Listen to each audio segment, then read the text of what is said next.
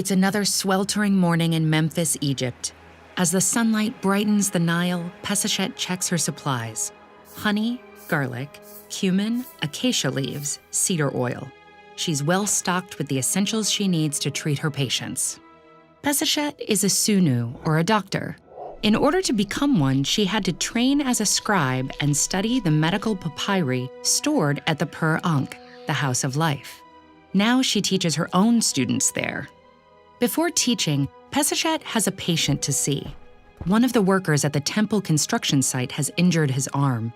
When Pesachet arrives, the laborer's arm is clearly broken. And worse, the fracture is a sed with multiple bone fragments. Pesachet binds and immobilizes the injury. Her next stop is the House of Life. On her way, a woman intercepts Pesachet in the street. The woman's son has been stung by a scorpion. Pesachet has seen many similar stings and knows exactly what to do. She must say an incantation to cast the poison out.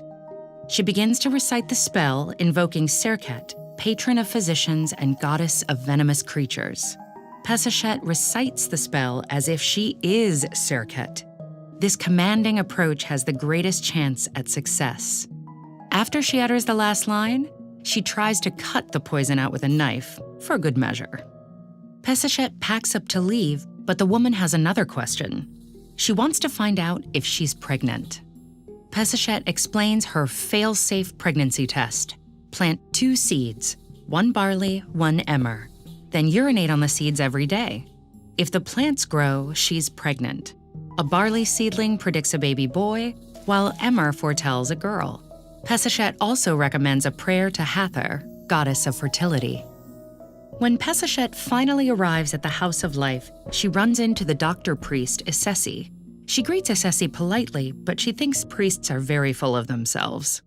She doesn't envy Isesi's role as Nero Pehut, which directly translates to herdsman of the anus to the royal family, or guardian of the royal anus. Inside, the House of Life is bustling as usual with scribes, priests, doctors, and students. Papyri, containing all kinds of records, not just medical information, are stored here. Pesachet's son, Akhet-Hetep, is hard at work copying documents as part of his training to become a scribe. He's a particularly promising student, but he was admitted to study because Pesachet is a scribe, as was her father before her. Without family in the profession, it's very difficult for boys and impossible for girls to pursue this education. Pesachet oversees all the female Sunus and Sunus in training in Memphis.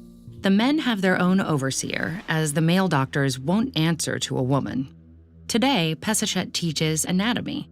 She quizzes her students on the metu, the body's vessels that transport blood, air, urine, and even bad spirits.